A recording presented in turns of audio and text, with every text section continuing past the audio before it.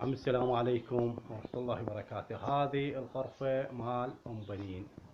هذا ورحم الله والديكم وجزاكم الله ألف خير الجزاء، والله يكثر من أمثالكم على هاي المساعدة. وهاي كملت لي إياه.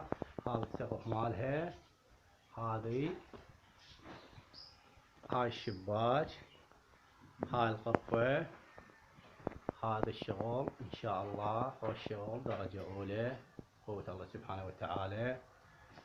وأنا همين الله سبحانه وتعالى ما أخذت من عندهم كمية غير 100,000، 100 بس حق العمال.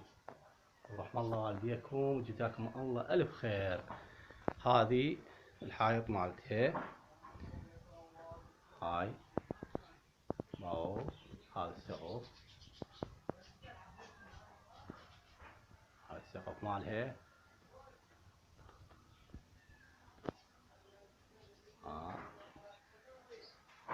هاي حجية تنطهم وياه ويقول لهم عم رجل يشكر منكم ويقول رحم الله والديهم جزاهم الله ألف خير الجزاء، الله يكثر من أمثالكم. والسلام عليكم ورحمة الله وبركاته.